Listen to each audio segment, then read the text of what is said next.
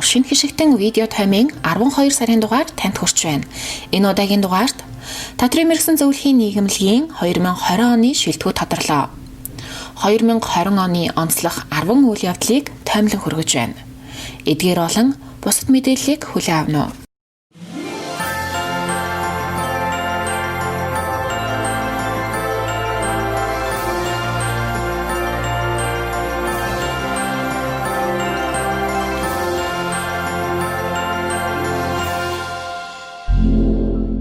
Монгол улсын тадрын мэргэсэн зөвлөхийн нийгэмлэг нь стратегийн баримт бичгээ чиглэл болгон үйл ажиллагаагаа хэрэгжүүлснээр эрх зүйн хэмжээний хувьд ахиц дэвшил гарлаа. Тадрын мэргэсэн зөвлөх үйлчилгээний төрийн зарим чигүүргийг гүйцэтгэх гэрээний үүргийн биелэлтэд 2020 онд үнэлгээтэй дүгнүүллээ. Тадрын мэргэсэн зөвлөхийн үйл ажиллагааны удирдамжийг шинжилэн баталснаар тадрын мэргэсэн зөвлөх үйлчилгээний чанарын төвшөнд ахиц дэвшил гарлаа. Сургалт, шалгалт, тэмцээн олимпиада, цахимаар амжилттай зохион байгууллаа. Сургалтын хөтөлбөр сурах бичгийн цогц шинжилэл хийж, хуулийн дагуу оюуны өмчөөр баталгаажууллаа. Тадрын мэргэсэн зөвлөхүүдийн ажлын цар хүрээг нэмэгдүүлэх зорилгоор тадрын мэргэсэн шинжээчдийг бэлтгэн захиргааны болон эрүүгийн хэрэгүүд дээр шинжээчдийн баг ажиллаж эхэллээ. Нийгэмлэгийн дэргэдэх судалгааны төв үйл ажиллагаагаа өргөжүүлэн захиалгаар тадрын чиглэлийн судалгааг хийж хэрэгжүүлж байна. Тадрын мэргэсэн зөвлөхүүд болон нийт нэгтлэн бодогчдод зориулан хамтдаа хөгжийн урайндор үн төлбөргүй сургалтуудыг цуурлаар зохион байгууллаа. Олон нийтийн татврын боловсролыг нэмэгдүүлэх зорилгоор радио нэвтрүүлэг бэлтгэн хүргэж байгаа бол ирээдүйн татвар төлөгчдийн татврын боловсролыг дэмжин хүүхэлдэйн кино орчуулан дуу оруулж хүртэл болгоход бэлэн болоод байна. Тадрын мэргэсэн зөвлөхүүд байгаль их дэлхийгээ хайрлах үйлсэд нэгдэн тадрын мэргэсэн зөвлөхийн төглийг байгууллаа.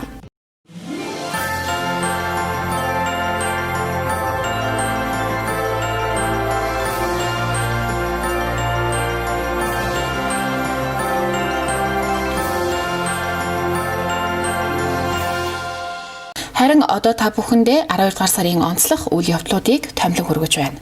Тадрын мэргэсэн зөвлөхийн нийгэмлэгээс жил бүр уламжлал болгон зохион байгуулдаг татврын хуулийг хэн сайн мэдэх вэ оюутан залуусын тэмцээн, татврын бүртгэл улсын олимпиад, татврын мэргэсэн зөвлөхөд эрх олгох шалгалтыг анх удаага 100% цахимаар зохион байгууллаа.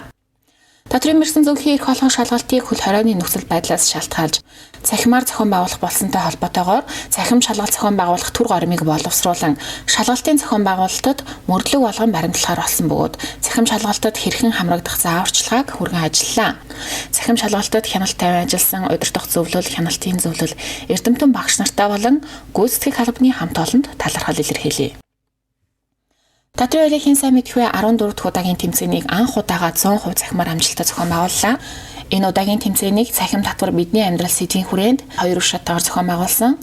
Тадрын хуулийн сайн мэдэх вэ 14 дахь удаагийн тэмцээнд оролцогч багуудад тэмцээний цахим даалгаврыг гүйцэтгэхэд дэмжлэг болгох, тэмцээнд оролцогчдын цахим төлбөр тооцооны харилцаанд оролцох баримтаа бүрдүүлэх, тайлгнах үйл явцыг амьдрал дээр хэрэгжүүлэх, мэдлэгээ баттгахад нь тусалцаа үзүүлэх зорилгоор 100,000 төгрөгийн санхүүжилтийг олгосноор онцлог байлаа. Өмнөх шатанд тэмцсэн 2 дугаар шатанд оролцож байгаа бүх татвар санхүү нэгтлэн бодох бүртгэлийн ажилтнууд болон энэ чиглэлээр суралцдаг оюутнуудын мэдлэг ур чадварыг сорих тадрын бүртгэл 2020 улсын олимпиад энэ жил хөл хорионы нөхцөл байдлаас шалтгаалж 100% цахимаар явагдлаа. Энэ удаагийн олимпиадыг тадрын мэргэсэн зөвлөхийн нийгэмлэгийн үүсгэн байгуулагч, удирдах зөвлөлийн дарга бөгөөд ерөнхийлөгч доктор профессор Алтан Заягийн нэрмжид болгон зохион байгуулсан. За татрын бүртгэл олимпиад 7 дахь жилдээ зохион байгуулагч байна. Тэгэхээр 7 дахь жилдээ зохион байгуулж байгаа энэ олимпиадыг Алтан Заяа миний нэрмжит болгож одоо өнөөдөр энэ үйл ажиллагаа бол явагдаж байгаад чин сэтгэлээсээ бас талархаж байна. Ингээд нийт одоо татрын мэргэсэн зөвлөхийн нийгэмлэгийн удирдах зөвлөл за тэгээд ажлын албаныхан болон энэ ажлыг зохион байгуулахад одоо гардан оролцсон компани тэгээд энэ ажлын хэсгийнхэндээ бол чин сэтгэлээсээ талархаж байгаагаа илэрхийлье. 7 дахь жилдээ явагдаж буй уг олимпиадыг уламжлал ёсоор Никлэн Бодогч Татрын улсын байцаагч Татрын мэргэсэн зөвлөх болон оюутан гэсэн хоёр ангиллын хүрээнд 2 үе шаттайгаар зохион байгуулсан бөгөөд 1-р шатанд улсын хэмжээнд нийтдээ 396 хүн оролцож мэдлэг чадвараа сорьсон юм а. 1-р шатнаас шалгарсан шилдэг 21 оролцогчид өнөөдөр 2-р шатны шалгаруулалтаа цахимаар оролцлоо. Тэмцээн маань өнөөдөр амжилттай зохион байгуулагдаад дууслаа. Анх удаага захимаар зохион байгуулагдж байгаа гэдгээр онцлогтой. Захимаар зохион байгуулагдж байгаагийн бас давуу талууд бол олон харагдаж байна. Энэ яг цаг үеийнхаа нөхцөл байдалд янз бүрийн эрсдэл гарахгүйгээр яг өөрийнхөө хүссэн газраасаа хөдөө орон нутгаас ч гэдэг юм уу оролцох бүрэн боломжоор хангаж өгсөн байна. Энэ нь бас талархууштай. Тэгээд ямар нэгэн техникийн гэмтэл саатал гарсангүй хүмүүс цагтаа юм амжилттай дуусглаа. Энэ олимпиадыг амжилттай зохион байгуулсан ТМЗ хамт олондоо бүгдэнд нь баярлалаа. Цаг үеийнхээ хөл нийлүүлж алхаж чадсан байна. Олимпиадын 2-р шатанд улсын хурлын гишүүн Ганбаатар хүрэлцэн ирж олимпиадын үйл ажиллагаанд амжилт хүсч Татрын мэргэсэн зөвлөхийн нийгмийн үүсгэн байгуулагч, удирдах зөвлөлийн дарга бөгөөд ерөнхийлөгч доктор профессор Алтан Заяад баяр хүргэлээ. Ховдод зорчсон тэмдэглэлийн 2-р хэсгийг хүлээн авна уу? Энэ хэсэгт Ховд аймгийн татвар төлөгчдийн татрын талаарх ойлголт, мэдлэг, баримтын хэрэглээ болон татрын мэргэсэн зөвлөх үйлчлэгээний талаарх ойлголтын талаар сурвалжлагыг бэлтгэлээ.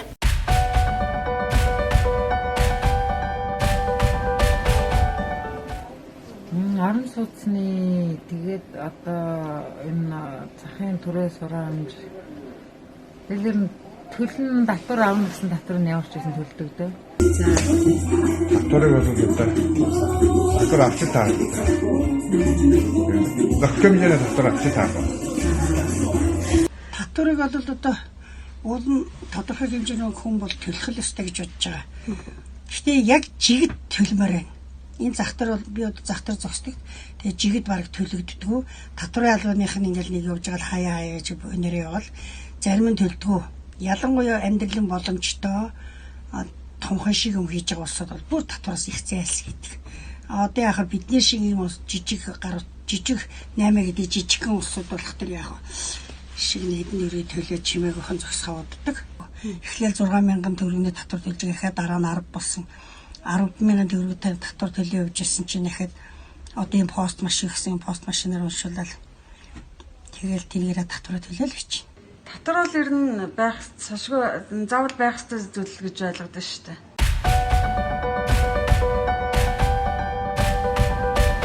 Татварын хөнгөлөлт тэгээд Хөнгөж байгаа. Үгүй. Үзээгүй. Өрөөс идэлж үзээг. Би бол 8 гэж гиснээс хойш байнгын татвар төлдөг. Татварын хөнгөлөлт ерөөс авч үзээг.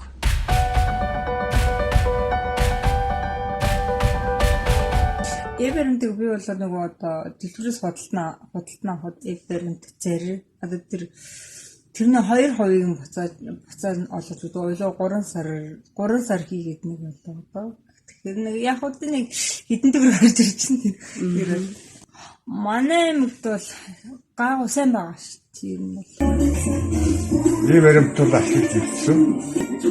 Баримтууд байж таардаг.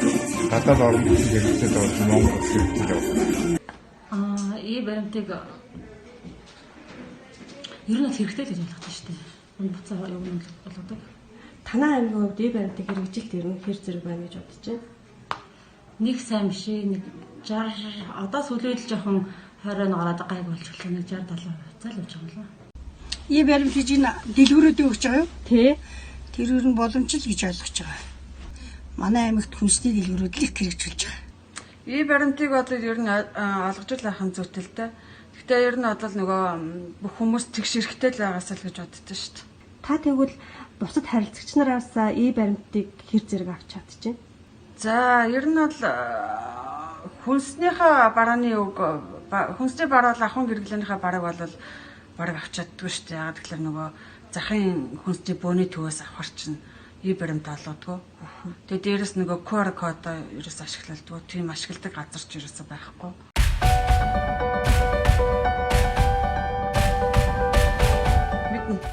Яста сайн мэдхгүй сонсч байсан боловч мэдхгүй сайн ойлголт байхгүй.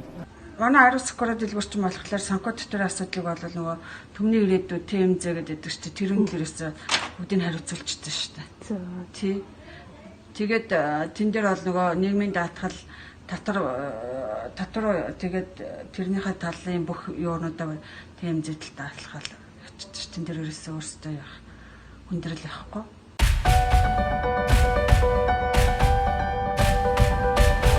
2014 оноос шовдын ашиг хавцад компани Нэлэн бодгочоор ажиллаж байгаа. 2019 оноос татврын мэргэсэн зөвлөх нийгэмлэгийн эрх олох шалгалтанд хамрагдж эхэлсэн. Одоогоор 3 эрх аваад байгаа. 2020 онд багтаж 1 эрх авах зорилготой. Татврын мэргэсэн зөвлөх нийгэмлэгийн эрх олох сургалт шалгалтанд яагаад хамрагдах болсон бэ гэвэл өөрийн мэдлэг ур чадвараа дээшлүүлэх зорилготой хамрагдсан. Миний би 2009-2013 онд хөдөлж өгөх сургуулийн эдийн засаг бизнесийн сургуулийг Нэлэн бодгоч мэргэжлээр төгсөөд 2013 оноос өнөөдрийг хүртэл ховд эм хангамж компани Нэлэн бодгочоор ажиллаж байгаа.